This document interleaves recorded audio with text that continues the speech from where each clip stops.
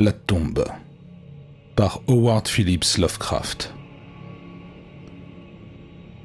En faisant le récit des circonstances qui m'ont entraîné dans cet asile de fous, je sais que ma situation présente un doute bien naturel sur l'authenticité de mon histoire.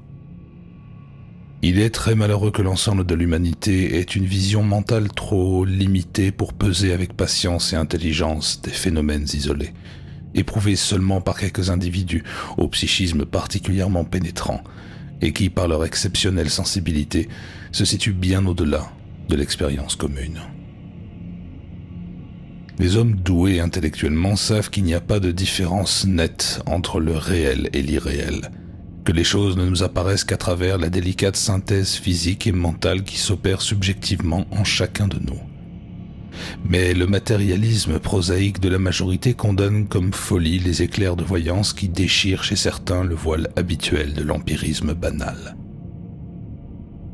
Mon nom est Gervas Dudley, et depuis ma plus tendre enfance, je suis un rêveur et un visionnaire. Suffisamment riche de naissance pour échapper au travail et de par mon tempérament inapte aux études formelles et aux distractions sociales de mon entourage, j'ai toujours vécu dans des domaines situés en dehors du monde visible, employant ma jeunesse et mon adolescence à lire des ouvrages anciens, fort peu connus, et à vagabonder sans but dans les champs et les bois proches de ma demeure ancestrale. La signification que j'ai découverte dans ces livres et ces promenades n'est sûrement pas celle qu'y trouvaient alors les garçons de mon âge. Il ne faut pas que je m'étende là-dessus, car un discours détaillé confirmerait les cruelles calomnies que certains de mes surveillants, furtivement, murmure sur mon intelligence. Je me dois de raconter les événements tels quels, sans essayer d'en analyser les causes. J'ai donc dit que je vivais à l'écart du monde visible, mais non que je vivais seul, car personne n'en est capable. Le manque de compagnie vivante conduit inévitablement les solitaires à la fréquentation d'objets inanimés, ou qui le sont devenus. Près de chez moi s'étend une étrange vallée boisée, aux profondeurs crépusculaires, au creux de laquelle je passais des heures entières à lire, à penser et à rêver. Tout enfant, j'avais fait mes premiers pas le long de pentes moussues, et c'est au pied de son grand chêne noueux que m'assaillirent les premières chimères de mon enfance. Je m'y rendais pour lier connaissance avec les dryades, maîtresses de ces arbres, et il me fut souvent donné de contempler leurs dents sauvages sous les rayons déclinants de la lune. Mais ce n'est pas maintenant qu'il me faut évoquer ces souvenirs. Je parlerai seulement de la tombe solitaire dans le recoin le plus sombre des fourrés à flanc de coteaux. La tombe déserte des Hyde, une famille ancienne et de haut rang, dont le dernier descendant direct avait été enterré, là, obscurément, plusieurs décennies avant ma propre naissance. La sépulture est taillée dans un vieux granit, rongé par les intempéries et que le brouillard et l'humidité ont décoloré depuis des générations. Creusée dans la pente de la vallée, la tombe n'est visible que lorsqu'on se trouve en face de son entrée. La porte en pierre, massive et effrayante, recouverte de dépôts visqueux, s'appuie sur des gonds de fer rouillés. Elle est maintenue étrangement entrebâillée par des chaînes et des cadenas de fer, selon la mode macabre qui date d'un demi-siècle. La demeure de la famille dont les membres reposaient là entourait autrefois la pente où se trouve la tombe, mais il y a déjà fort longtemps, elle fut ravagée par la foudre et les flammes. C'est à voix basse, anxieusement, que les vieux habitants de la région évoquent parfois, sous le terme mystérieux de colère divine, cet orage de minuit qui détruisit le triste château. C'est cette allusion étrange qui, tout au long de ma jeunesse, fit croître la fascination que le tombeau avait toujours exercée sur moi. Seul un homme avait péri dans cet incendie. Quand le dernier des Hyde fut enterré dans le caveau de famille silencieux et obscur, c'est de très loin que l'urne funèbre contenant ses cendres parvint à sa dernière demeure, car la famille, après la catastrophe, avait quitté la région. Jamais je n'oublierai cet après-midi où je trébuchais pour la première fois sur cette maison de la mort à demi enfouie dans l'ombre. C'était en plein été, à l'époque où l'alchimie de la nature transforme le paysage champêtre en un tableau éclatant, en une palette de vert où l'essence enivrée se laisse envahir par les vagues houleuses de verdure humide et par les odeurs subtiles qui montent de la terre et des plantes.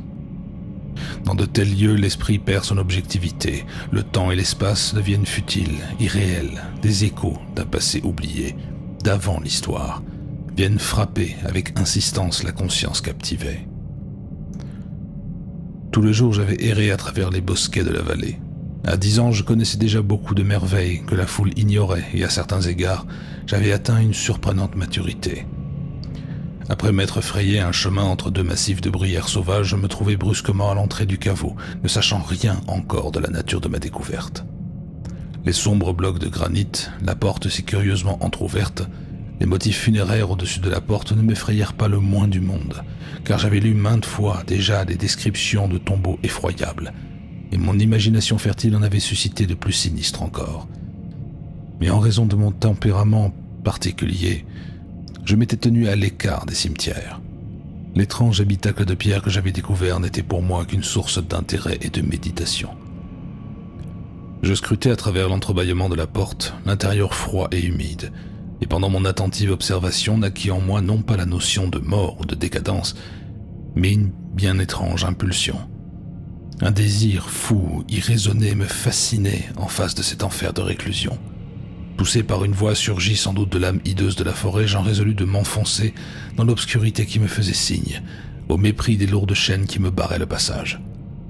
Dans la lumière déclinante de jour, je secouais avec fracas l'un après l'autre les obstacles rouillés qui entravaient mon chemin, afin de pousser la porte de pierre et tenter de glisser mon corps mince dans cet espace. Mais en vain. Devant mon échec, ma curiosité se transforma en colère. Au crépuscule, je décidai de rentrer chez moi, mais j'avais auparavant, dans ma rage, juré à tous les dieux du petit bois que quelques jours, à n'importe quel prix, je pénétrerais dans la pénombre du sépulcre, dans ces glaciales profondeurs qui semblaient m'appeler. Le médecin à la barbe griffère qui vient tous les jours dans ma chambre a dit une fois à un visiteur que cette décision avait marqué le début de ma pitoyable monomanie. Mais je préfère laisser le jugement final à mes lecteurs, qui se prononceront lorsque je leur aurai tout raconté. J'employai vainement les mois qui suivirent ma découverte à tenter de faire sauter le cadenas compliqué du caveau et à me livrer à de subtiles recherches sur l'histoire de l'édifice. Beaucoup de renseignements précieux parvinrent à mes oreilles de gamin attentif, mais je gardais le plus absolu secret sur ce que je savais et sur ce que j'avais décidé d'entreprendre. Je dois à la vérité de dire que les informations que je recueillis ne me surprirent ni ne m'effrayèrent.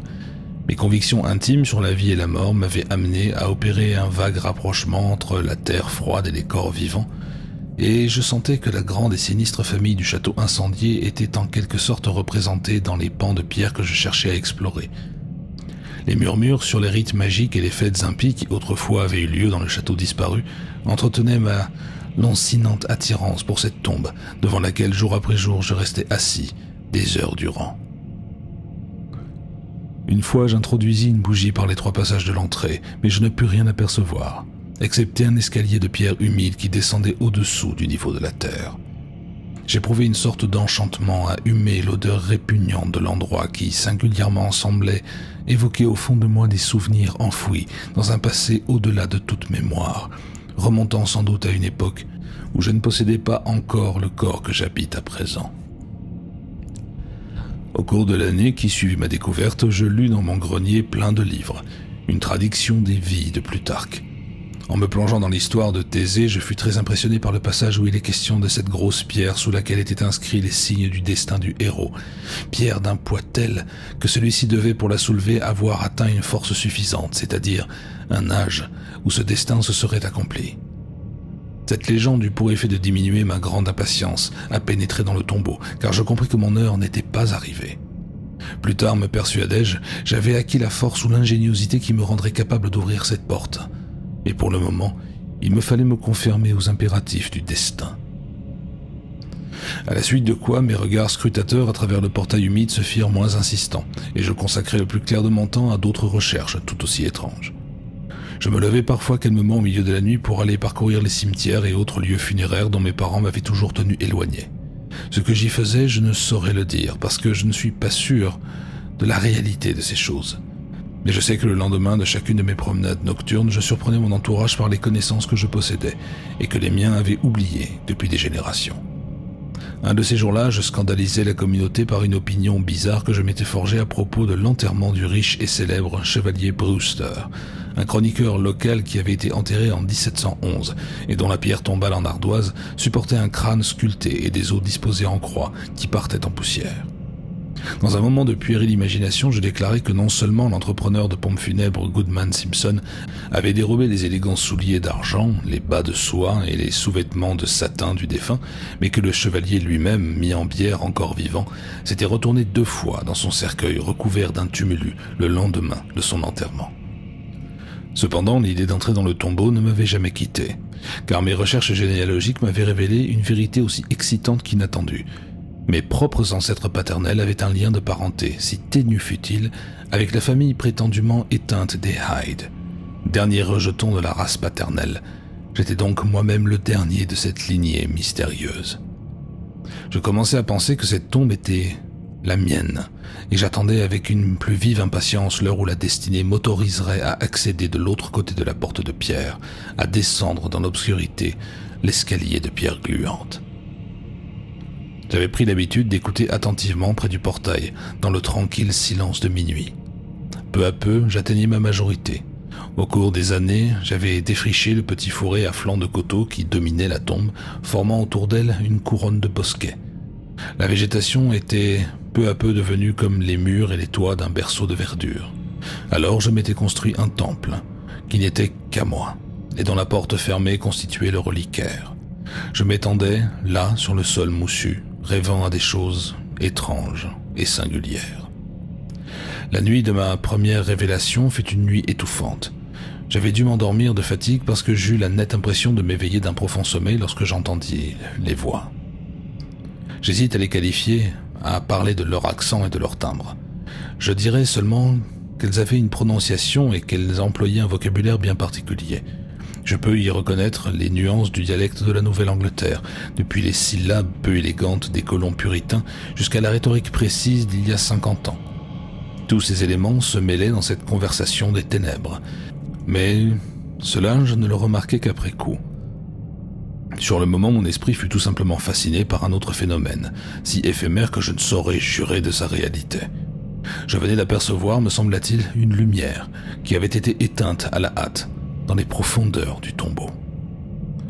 Je ne pense pas avoir été aucunement frappé de stupeur, mais je sais que cette nuit-là, quelque chose en moi a changé de façon définitive. En retournant chez moi, je me dirigeai sans hésiter vers un coffre qui pourrissait dans le grenier et dans lequel je trouvai la clé qui, le lendemain, me permit sans encombre de franchir l'obstacle qui avait si longtemps entravé mon désir. Ce fut dans la douce lumière d'un après-midi finissant que j'entrai pour la première fois dans le caveau. J'étais comme ensorcelé et mon cœur bondissait dans une exultation quasi maladive. Après avoir fermé la porte derrière moi, je descendis les marches ruisselantes à la lumière d'une faible bougie. J'eus immédiatement l'impression de connaître le chemin, et malgré le grésillement de la bougie dû à l'atmosphère viciée de l'endroit, je m'y sentais singulièrement à l'aise. Regardant autour de moi, j'aperçus plusieurs dalles de marbre qui supportaient des cercueils. Quelques-uns d'entre eux étaient scellés et intacts, d'autres au contraire avaient pour ainsi dire disparu. Il ne restait plus que les poignées d'argent et les plaques isolées au milieu de curieux tas de poussière blanchâtre. Sur une plaque, je pus lire le nom de Sir Geoffrey Hyde, qui était venu du Sussex en 1640 et était mort ici quelques années plus tard.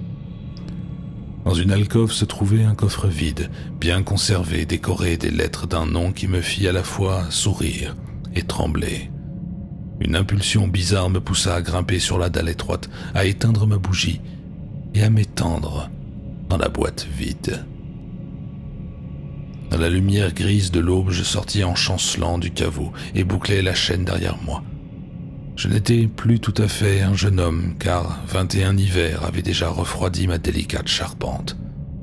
Ce jour-là, je ne me montrai pas à mes parents avant d'avoir consacré quelques heures à un sommeil réparateur. À partir de ce jour, chaque nuit, je me rendis à la tombe.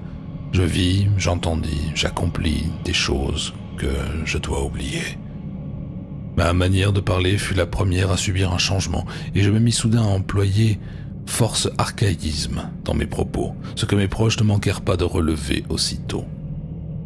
Plus tard, je devins encore plus audacieux, plus brutal, et mon comportement peu à peu devint celui d'un homme qui connaît la vie. Phénomène fort surprenant lorsqu'on songe à la réclusion dans laquelle s'était déroulée mon existence. Ma réserve s'effaça pour laisser place à la volubilité, à l'aisance d'un Chesterfield, ou encore au cynisme impie d'un Rochester. Je fis brutalement étalage d'une érudition toute particulière qui ne correspondait plus à la science monacale à laquelle je m'étais consacré dans ma jeunesse. Je couvrais des pages entières d'épigrammes improvisés qui rappelaient celles de Jay, de Prior et des rimeurs de la reine Anne.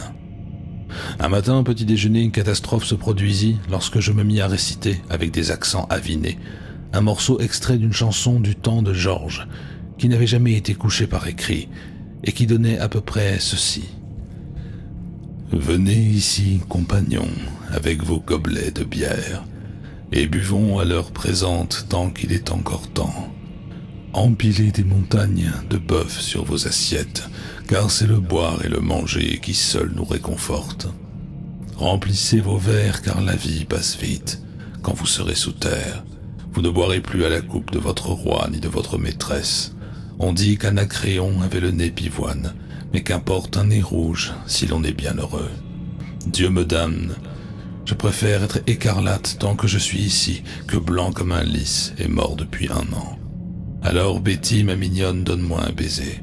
En enfer, il n'y a pas de fille d'aubergiste comme toi. Le jeune Harry, qui se tient aussi droit qu'il le peut, va bientôt perdre sa perruque et rouler sous la table. Mais remplissez vos verres et faites-les circuler. Mieux vaut être sous la table que sous terre. Faites bombance et amusez-vous pendant que vous buvez. Sous 6 pieds de poussière, il est moins aisé de rire. Que le diable m'emporte, je peux à peine marcher, et que je sois damné si je tiens debout. Hola, dis à Betty d'apporter une chaise. Je vais essayer de rentrer chez moi car ma femme n'est pas là. Aide-moi donc, je ne peux pas me tenir. Mais tant que je suis à la surface des terres, je suis heureux. C'est à cette époque-là que naquit ma terreur de l'orage et des flammes. Je me mis à en éprouver un sentiment d'effroi insoutenable, qui me contraignait à me réfugier dans les recoins les plus isolés de la demeure paternelle quand le ciel se faisait menaçant. Si cela se passait pendant la journée, l'une de mes cachettes préférées était la cave en ruine du château qui avait brûlé. En imagination, je me la représentais telle qu'elle avait dû être. Mais ce que je craignais depuis fort longtemps finit bien, un jour, par se produire.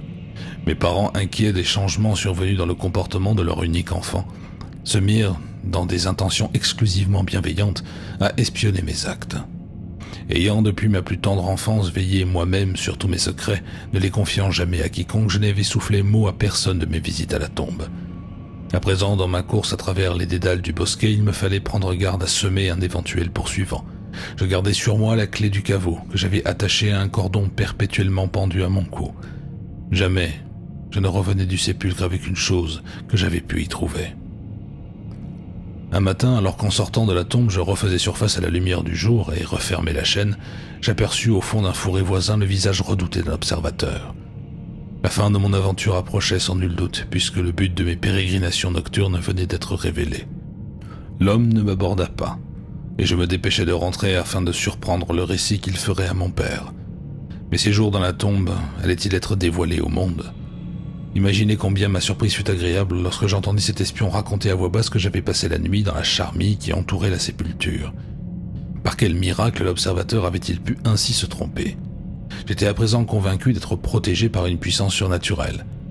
Cette assurance accrut mon audace car je décidai de me rendre désormais à la tombe tranquillement, pour ainsi dire, à découvert, puisque j'étais persuadé que personne au monde ne pouvait m'y voir pénétrer.